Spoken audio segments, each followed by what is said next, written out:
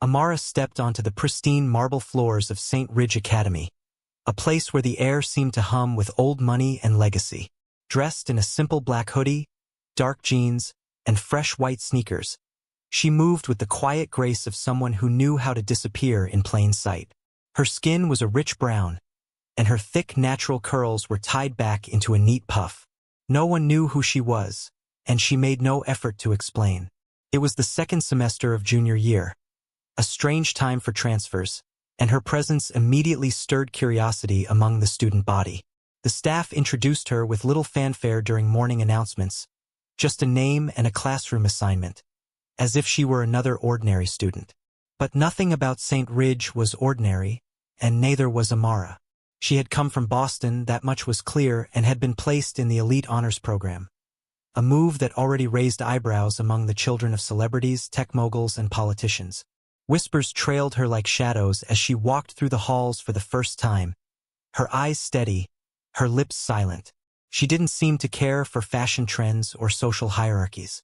While other girls wore designer backpacks and clutched iPhones like lifelines, Amara carried a plain canvas tote and didn't glance once at the group selfies being taken near the lockers. Her teachers noted her with quiet approval, impressed by her attentiveness and her perceptive questions during class discussions. But students were more intrigued by what she wasn't. She wasn't loud. She wasn't trying to fit in. She didn't laugh at jokes that weren't funny. And most notably, she didn't seem the least bit impressed by the school's social royalty. Brielle Carter, the undisputed queen bee of St. Ridge, noticed this anomaly within hours. With icy blue eyes, platinum blonde hair, and an Instagram following that outnumbered the student population tenfold, Brielle ruled the school with a smile that often hid knives. She watched Amara with a smirk of idle interest during lunch, noting her choice of a salad and a paperback novel instead of the clique-filled noise and chaos of the cafeteria tables. There was something about Amara's calm that annoyed her. She didn't flinch when spoken to. She didn't offer compliments. She didn't ask questions. Her existence felt like an affront to Brielle's need for control. The other students, unsure of how to classify the new girl, mirrored Brielle's watchful caution. Amara's locker was a few feet down from the most social corridor, yet she spent her passing periods in silence. She didn't sit alone out of exclusion. She chose to. Her silence wasn't passive either. It was almost deliberate, like she was observing the school from the inside out, storing details for later. Still, in this environment built on lineage and legacy, anonymity was rare, and her refusal to overshare created a vacuum of speculation. Maybe her dad's a professor, someone said. Or maybe she's in witness protection, another joked. The theories were endless and all wrong. What they didn't know was that Amara had grown up away from the spotlight, despite being adopted into it. Mark Wahlberg had chosen to raise his adopted daughter like any other child. Private, disciplined, and grounded. No red carpets. No photo ops. Just structure, love, and values. When she requested to attend a school far from their Beverly Hills estate to experience life without a famous last name, he agreed on one condition. If things got too difficult, she would speak up. But Amara had her own reasons for choosing St. Ridge. She wanted to see what the world looked like without protection. She wanted to see what it was made of, and what she was made of, too. And St. Ridge was the perfect pressure cooker for that kind of revelation. As the days passed, her presence shifted from curiosity to subtle unease. It wasn't just her race in a mostly white institution, nor her economic ambiguity. It was the way she held herself. Straight spine, steady eyes. She radiated a self-worth that didn't come from clothes or name-dropping, and that confused people who had built their identities on those things. Some students tried to probe her casually, asking where she lived, what her parents did, what brought her here. She answered vaguely, always with a small, polite smile. Just needed a change, she'd say. Wanted something different. That lack of specificity only deepened the mystery. She didn't join clubs, but she volunteered at the school library. She didn't play sports, but she ran laps during free periods. She didn't hang out after school, but the janitor often saw her reading on the front steps, waiting for a ride that no one had ever seen arrive. Brielle and her circle made bets about her. "She'll crack in a month," one said. "She's too soft for this school," another added. But Amara didn't flinch when people whispered behind her back, or when snide remarks about charity scholarships floated near her desk. Instead, she kept her head high and her eyes focused forward. And that silence, that stillness, that unbothered grace, it made her a target.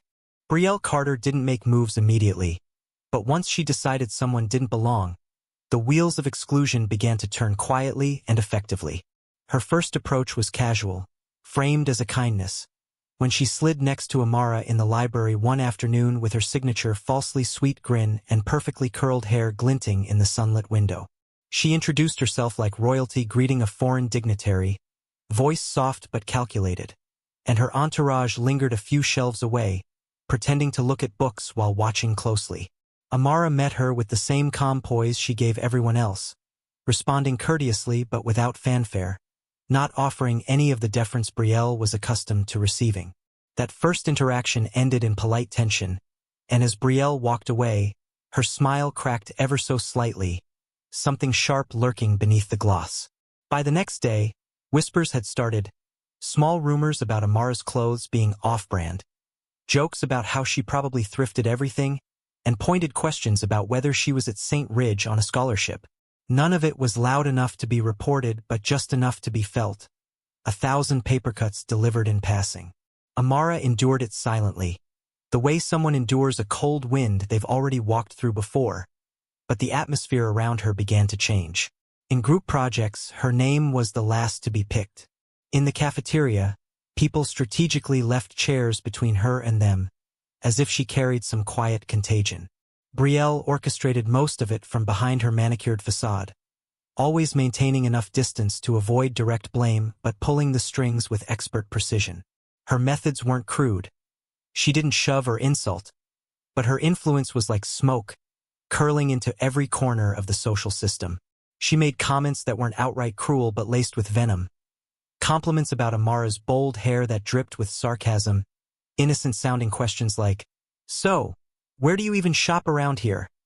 spoken loud enough for others to laugh. Amara's silence was both a shield and a weapon. She refused to give Brielle the satisfaction of a reaction, and that infuriated her even more. The quiet girl with the good grades and unfailing composure had become an itch under Brielle's skin, and the more Amara refused to bow, the more determined Brielle became to break her. It wasn't about race, at least not overtly. St. Ridge prided itself on being inclusive, but Amara's blackness was still part of the unspoken problem. She didn't code switch, didn't soften her voice to appease, didn't try to be palatable, and that made her a puzzle the school didn't know how to place. Brielle's friends began to echo her behaviors, laughing just a little too loudly when Amara walked past, accidentally bumping into her in the hallways, leaving passive-aggressive notes in shared notebooks. One day in English class, a discussion about family heritage turned into a sly interrogation, with Brielle asking pointedly, "So, do you even know your real parents?" Or, the room went silent, tension crackling in the air, and Amara simply looked at her and said, "Do you?" That one sentence rippled like a stone in water, and for a moment, Brielle's mask slipped. But her retaliation was swift and strategic. She began a social media campaign of exclusion, ensuring Amara's presence was either ignored or mocked in every online space the students shared. Pictures were edited to crop her out. Group messages accidentally left her name out. When yearbook photos were taken, Brielle's clique spread out strategically to prevent Amara from being centered in any major group shot. Even faculty seemed unsure how to respond. They noticed, of course, teachers aren't blind, but in a school where parents donated buildings and named scholarships, discretion often outweighed intervention. Some offered her quiet smiles, some gave her extra credit opportunities, but no one confronted the growing social frost that surrounded her. Amara remained dignified, never raising her voice or pointing fingers. She began eating lunch outside when she could, on a stone bench near the back garden where no one bothered her, where she could hear the wind in the trees and read in peace. She wasn't isolating herself out of fear. She was reclaiming her space, creating her own sanctuary. But Brielle took even that as a challenge. The fact that Amara could still smile, still show up to class looking unbothered, was like fuel to her fire. She escalated the tactics subtly, having a younger student accidentally spill juice on Amara's notebook, encouraging her followers to post veiled insults through anonymous accounts, and spreading rumors about Amara's family being secretly poor. One afternoon, Brielle made a show of walking past Amara with a group of friends and loudly asked, "Do you guys think she showers in filtered water, or is that just a poor thing?" Followed by laughter so rehearsed it could have been scripted. Amara didn't respond. She packed her bag, stood up, and walked away. But her silence wasn't surrender, it was strategy. She had seen this behavior before in different places under different names. It didn't intimidate her. It bored her. What Brielle didn't realize was that every word she uttered was being filed away, remembered not out of spite but for clarity. Amara was learning the rules of this place and, more importantly, learning who was who. She watched people, the way they shifted in Brielle's presence, the way they laughed a little too hard, the way they hesitated before sitting next to her. Every interaction was data, and she absorbed it all with a kind of cold precision that masked a depth Brielle would never understand. The bullying wasn't about dominance, not really, it was about fear. Brielle feared what she couldn't control, what she couldn't intimidate, and Amara was a mystery too large to dissect. She had presence, poise, and something else. A quiet assurance that didn't rely on validation. While Brielle's confidence came from followers and flattery, Amara's came from something unshakable inside her. Something that had been forged long before she ever walked into St. Ridge. She didn't need to be liked. She didn't need to be understood. She simply needed to be. And that, in a world that thrived on conformity, was the most radical act of all. Her presence was starting to cause shifts, subtle but noticeable. A few students began nodding at her in hallways. One or two even started asking to sit near her in study sessions. And though the bullying hadn't stopped, its effect was weakening. Brielle sensed the change, even if she didn't understand it. The storm she had tried to summon was now being weathered by someone who knew how to outlast the rain. The crescendo came on a rainy Tuesday, a day heavy with gray skies and restless students trapped indoors. The cafeteria was louder than usual, humid with chatter and the sharp scent of reheated pizza and spilled juice, and Amara sat alone as she usually did, at the far end of the room near the window, a book in one hand and her tray untouched. She had grown used to the stares and whispers, the looks that slid over her like invisible thorns. But today something felt more deliberate, as though a plan was quietly unfolding around her. Brielle had entered moments earlier, her long coat dripping with raindrops, surrounded by her loyal entourage, each of them clutching their phones like extensions of their limbs. Her eyes scanned the room, locking onto Amara with a gaze too calculated to be casual. And then she smiled. Not a warm smile, but a sharp, knowing one. She whispered something to the girl on her left, and a ripple of laughter echoed around their table before Brielle rose, carrying her tray with exaggerated elegance toward Amara's table. A hush began to settle, a collective awareness that something was about to happen, and phones were already being unlocked, cameras at the ready, hungry for digital drama. Brielle reached Amara's table and stood looming beside her, tray in hand, dripping condensation onto the polished surface. "Oh my God, Amara," she said loudly, voice coated in artificial concern. "Are you really eating this? Is this like your cheat day or something?" The room chuckled, an automatic reaction not out of malice but out of a desire to avoid becoming the next target. Amara looked up slowly, her gaze steady, and replied, "I wasn't aware you cared about what I eat." The response, quiet but firm, drew a few surprised glances. But Brielle wasn't finished.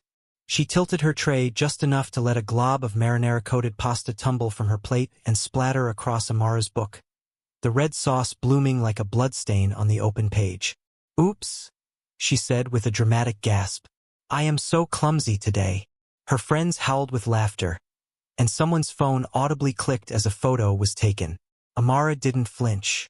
She closed the book slowly, lifted her tray, and stood up, towering just enough to make Brielle's smirk flicker.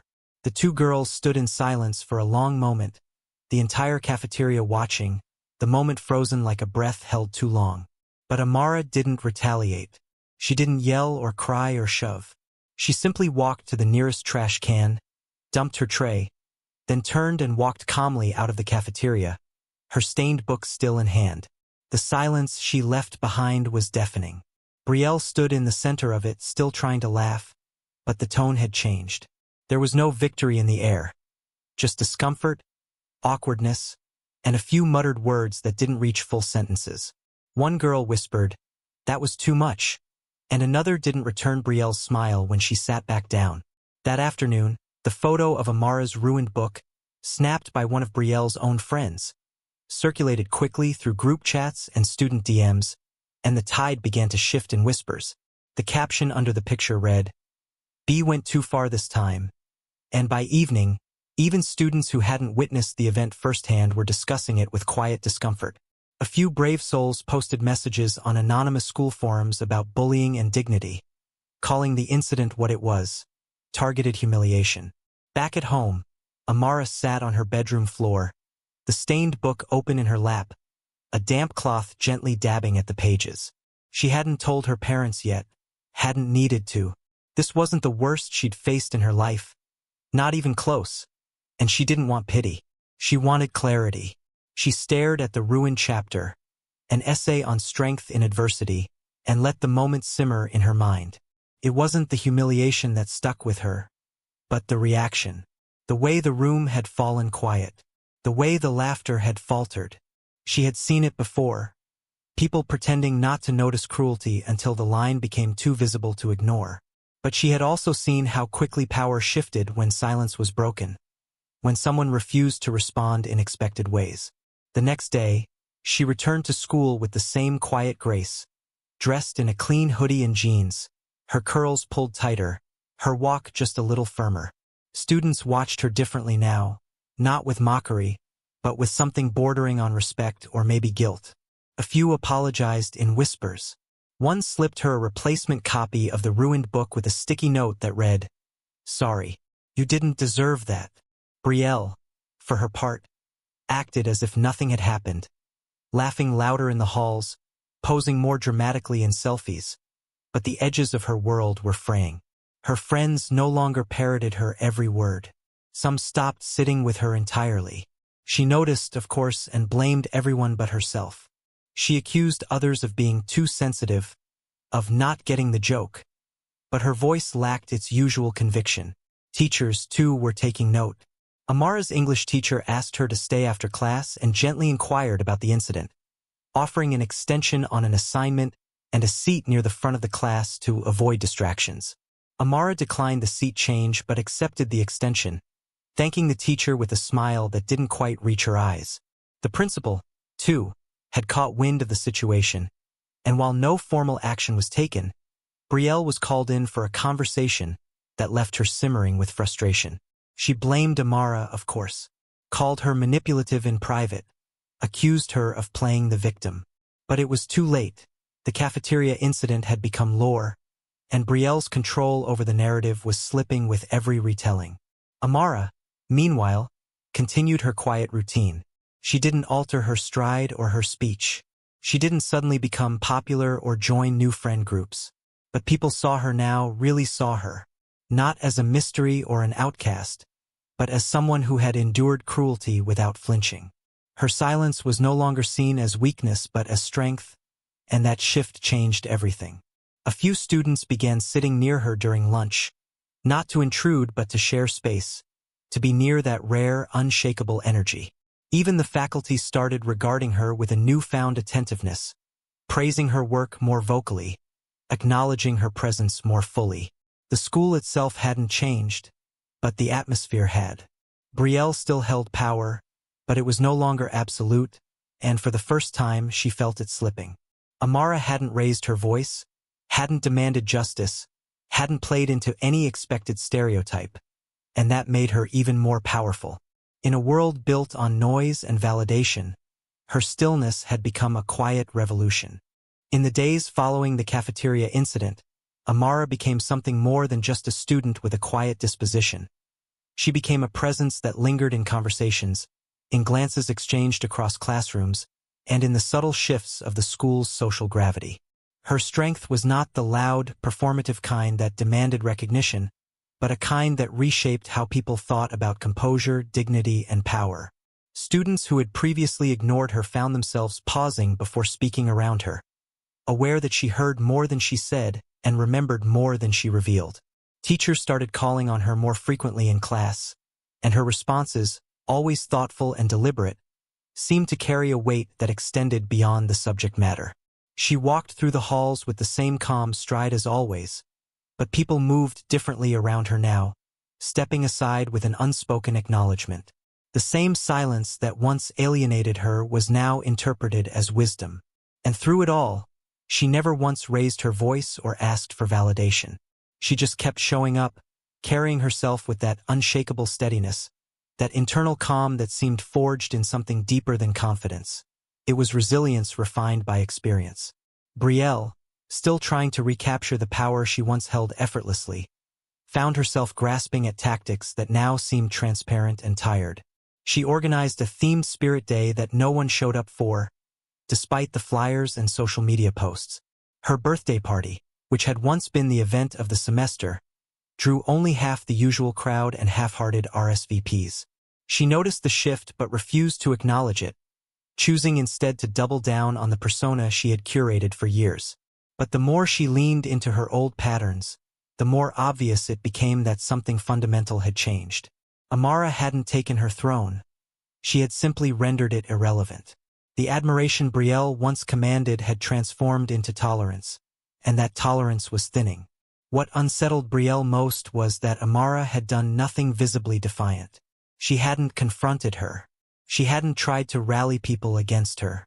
She had simply endured, and in that endurance, she had exposed the weakness in Brielle's rule. Rumors of Amara's background still circulated, now tinged with curiosity rather than mockery. Some said she lived in Malibu. Others claimed they saw a luxury SUV pick her up with blackout windows and a security driver. But no one knew for sure, and Amara never offered answers.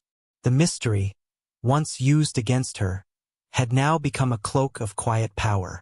The cafeteria humiliation that was meant to reduce her had instead elevated her in the eyes of those who had watched it unfold. Even Brielle's closest friends began to question their loyalty, whispering among themselves that maybe it had gone too far. Maybe Amara had been right to walk away. One of them, a girl named Peyton, started sitting near Amara during free periods, asking questions about books and offering awkward, unspoken apologies in the form of shared notes and quiet smiles. Amara didn't hold grudges, but she didn't forget either. She accepted kindness when it was genuine, but she didn't mistake friendliness for friendship. Her trust wasn't freely given, it was earned, slowly, and with intention. She had learned to read people not by their words, but by their silences, their small betrayals, the weight of their glances when the room turned cold. Her quiet strength wasn't just about surviving the storm, it was about knowing when to build shelter and when to walk through the rain anyway. That resilience didn't come from being untouchable. It came from knowing exactly how pain worked, from understanding how isolation could sharpen a person instead of breaking them. She didn't see herself as a victim, and she didn't want anyone else to, either. But something had shifted inside her too. She started raising her hand more often in class, not out of arrogance, but because she realized her voice had value. She began volunteering after school, helping with literacy programs in underfunded schools across the city, never publicizing it but never hiding it either. Her actions spoke in a language more honest than performative kindness.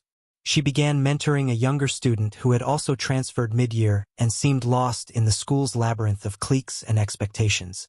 Without fanfare, she had become a quiet leader, someone people looked to when they needed calm in chaos, someone who had faced down cruelty and come out standing taller. Her presence was no longer tolerated, it was respected, even admired. Teachers began to notice a shift in classroom energy when she was present. Discussions were deeper, more thoughtful. Students challenged each other less with mockery and more with curiosity. She had unknowingly raised the standard for behavior, for awareness, and though she would never claim responsibility for it, her influence was undeniable. Even the school counselor mentioned her during staff meetings as an example of grace under pressure, of perseverance in a place not always built for it. But through all of it, Amara remained unchanged in the ways that mattered. She still wore simple clothes. She still ate alone more often than not. She still declined invitations that felt more about spectacle than sincerity. Her popularity hadn't exploded, but the depth of her presence had. And it was in that still, grounded space that her strength flourished. She had learned to let others underestimate her, to use their assumptions as armor, to let their need for control expose their own weakness. There was no dramatic declaration, no climactic showdown, just a gradual reordering of things. Brielle was no longer feared. Her power, once so absolute, now felt petty and performative in comparison. She noticed the changes in the hallways, the way students no longer looked to her for approval, the way teachers didn't defer to her father's donations in disciplinary conversations, the way her laughter echoed with more desperation than dominance. And in that quiet unraveling, she realized too late that the war she thought she was waging had never really been against Amara. It had been against the truth, against the discomfort of being faced with someone who didn't play by the same rules, who didn't need validation to exist fully. Amara had become a mirror Brielle couldn't look into without flinching, because it showed her everything she lacked. And so, Amara continued to thrive, not because she had defeated Brielle, but because she had never entered the fight on those terms. Her dignity, her calm, her refusal to stoop to cruelty had done more than words ever could. It had rewritten the rules of engagement. At St. Ridge Academy, where legacy and appearances once reigned supreme, the most powerful student was no longer the one who shouted the loudest or controlled the crowd, but the one who had stood quietly in the center of a storm, unbowed and unbroken. And in her silence, she had built a reputation stronger than any popularity vote, forged not in popularity but in principle. The morning of the St. Ridge Charity Gala arrived with the kind of tension that came not from stress but from the weight of appearances, as students and staff prepped for one of the school's most high-profile events of the year. The gala was a chance for wealthy parents to mingle, for local media to cover a feel-good story, and for students to perform a version of their best selves under the sparkle of crystal chandeliers and catered hors d'oeuvres. Rumors had already begun to swirl that several notable alumni might attend, possibly even a few celebrities, though no one expected anything dramatic. Amara, as always, kept to herself, helping set up table placements and arrange donation displays without drawing attention. Wearing a simple navy dress that complemented her complexion and curls without screaming for attention. Brielle arrived late, dressed in an emerald gown that shimmered under the lighting and flanked by her parents, who greeted donors like royalty, walking among commoners. The social hierarchy that had begun to fracture in the weeks after the cafeteria incident momentarily seemed to restabilize in this setting, where family names meant everything and money was the true language spoken.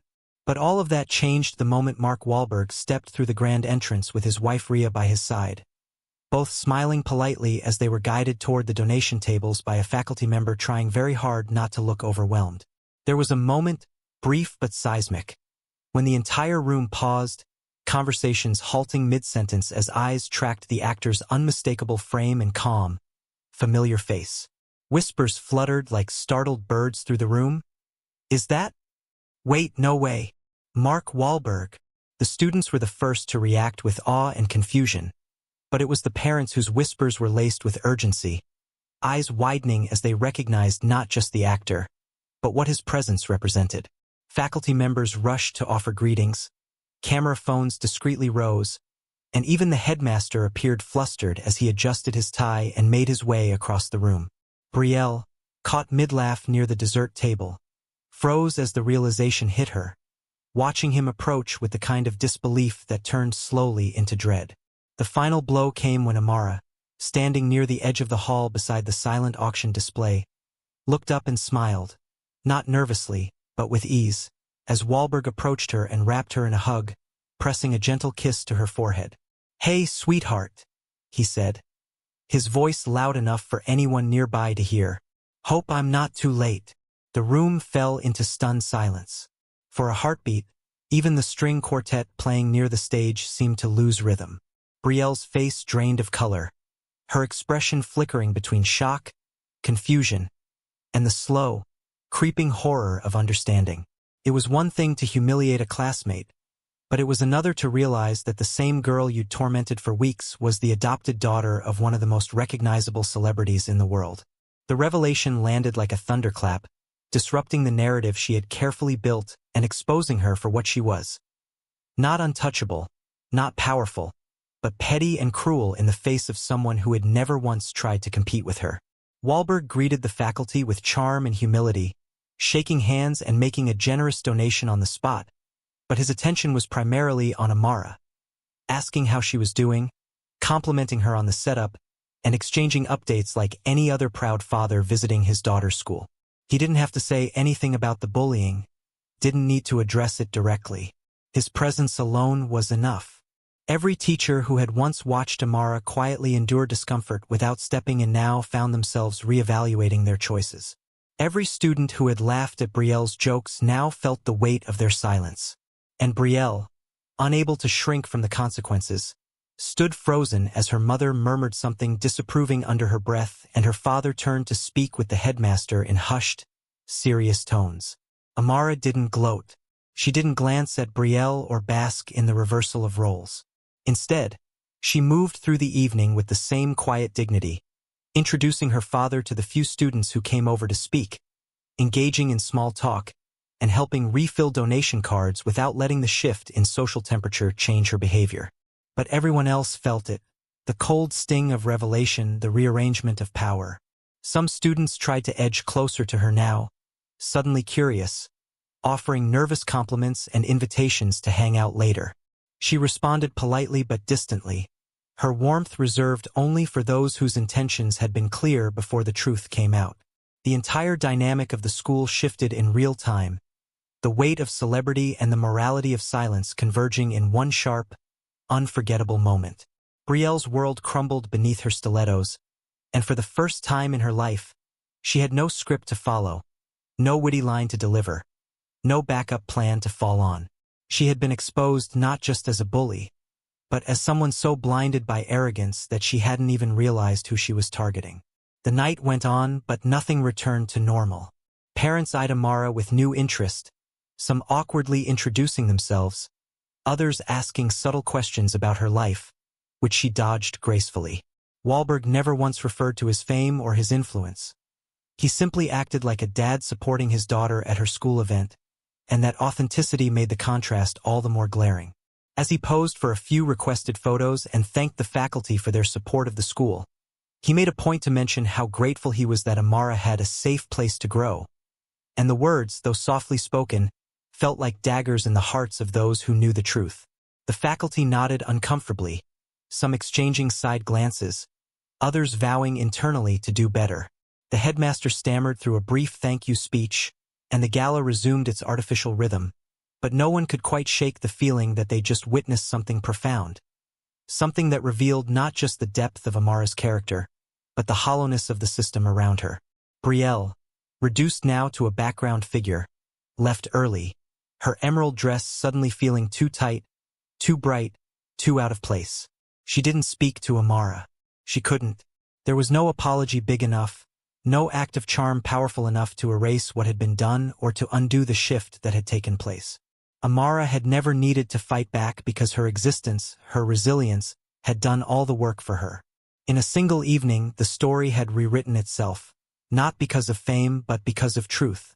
And the truth was that Amara had always been worthy, always been strong, long before anyone realized who her father was. That night, as the gala drew to a close and the final photos were taken beneath twinkling lights, Amara stood beside her father with quiet pride, not because she was the daughter of a celebrity, but because she had walked through fire and come out the other side untouched by the flames. And everyone in that room would remember it. Not the decorations, not the donations, but the moment they saw what real strength looked like, and who had carried it all along. By the time the school week resumed after the gala, St. Ridge Academy no longer looked at Amara the same way, not because she had changed, but because their understanding of her had finally caught up to the reality she had always carried with her. The revelation that she was Mark Wahlberg's adopted daughter had rippled through the student body with the force of a social earthquake, shaking loose the assumptions, stereotypes, and shallow judgments that had clung to her since day one. But instead of suddenly becoming loud or basking in the newfound attention, Amara moved through the halls with the same quiet resolve that had defined her from the beginning, greeting only those who had earned her trust and remaining indifferent to the shallow praise of those who had once mocked her in whispers. Teachers looked at her differently now, not with pity, but with a kind of reverent caution, as if her mere presence demanded more thought, more fairness, more care. And the students who had once laughed at Brielle's taunts or played dumb during the cafeteria incident now avoided eye contact altogether, their shame following them like an unwelcome shadow. No longer an outsider or a curiosity, Amara had become a moral landmark, a reminder of who stood tall when everyone else stood by. The administration, in the aftermath of the gala, initiated quiet reforms without openly referencing the event. There were mandatory anti-bullying workshops, sudden re-examinations of disciplinary policies, and subtle changes in how student grievances were logged and followed up on. Amara never asked for these changes, never even participated in the conversations around them, but her experience had become the catalyst that forced the institution to look at itself in the mirror. And at the center of the reckoning stood Brielle, now stripped of her untouchable status, her power base crumbling beneath her. Her closest friends began drifting away, no longer willing to be accessories to her cruelty, and her attempts to rebrand herself as misunderstood or just joking fell flat in the face of the very public truth. Even her parents, once loud voices in school board decisions and frequent donors, had taken a quieter role, privately embarrassed by their daughter's behavior and the public blowback it had stirred. There was no official punishment issued to Brielle, no detention or suspension, but the social consequences were swift and inescapable. Teachers stopped giving her the benefit of the doubt. Students stopped looking up to her. Invitations to parties stopped arriving. Her name, once synonymous with influence, became shorthand for arrogance gone unchecked. In her desperation, she tried to corner Amara one afternoon near the lockers, an apology trembling on her lips but clumsily wrapped in excuses and self-pity. "I didn't know who you were," she said, voice tight, as if that somehow absolved her. But Amara, steady as ever, replied simply, "You didn't need to know who I was to treat me with respect." The words, not shouted but spoken like truth carved in stone, ended the conversation before it could begin. Brielle backed away without another word, realizing in that moment that no public apology would undo the private choices that had led her here. Amara's refusal to indulge the apology wasn't out of cruelty, but clarity. Some wounds didn't heal with words, only with time and change, and Amara didn't need closure to move forward. She had already moved beyond Brielle, beyond the humiliation, beyond the need to prove herself. In the weeks that followed, Amara became more than just respected. She became quietly admired, not for her connection to fame, but for her ability to rise above it. Students from different cliques started sitting with her during lunch, not out of curiosity, but out of comfort. They asked her real questions, shared their own stories of feeling out of place, of trying to fit into a school that measured worth in brands and bloodlines. Amara listened more than she spoke, never claiming to have answers but always offering presence. And in that presence, many found the courage to be honest for the first time.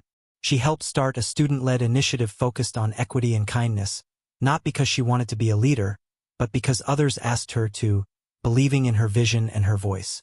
She didn't take credit for the changes happening around her. She didn't need to. The results spoke for themselves. A culture once dominated by cruelty dressed as confidence began to unravel, thread by thread, until something new began to take shape in its place. There were still pockets of resistance. Students who rolled their eyes at the new tone of things, who whispered that everyone was getting too sensitive. But those voices no longer held sway. They echoed in empty corners, no longer bolstered by a queen bee or a fear-based system. Amara had shifted the power dynamics not by demanding attention, but by redefining what strength looked like. Her reputation, now solidified in the minds of her peers, wasn't built on her father's fame, but on her refusal to bend under pressure. She had been tested, burned, and buried in judgment, and yet she had not only endured but emerged with her integrity intact. That was the legacy she left behind as the semester drew to a close, not one of celebrity, but one of quiet revolution. The halls of St. Ridge felt different now, softer in some ways, more honest. The undercurrents of competition still existed, but they were tempered by something else. A newfound awareness that how you treat people matters, regardless of who they are or what name they carry. Even students who had once idolized Brielle found themselves reflecting on past behavior, writing apologies to people they'd excluded or bullied, volunteering for student initiatives they would have scoffed at months earlier. And Amara, for all the change she'd sparked, remained herself. She still read books at lunch, still dressed simply, still rode home in a car few ever saw. But the difference now was that people looked at her with open eyes, with understanding, and with respect that ran deeper than fascination. She hadn't just survived St. Ridge. She had made it better without ever demanding the spotlight. That was her quiet victory. That was her revolution. And though her father's name had once made the school freeze in its tracks, it was her name, the one she had carried with dignity through storms and silence, that would be remembered long after the spotlight faded.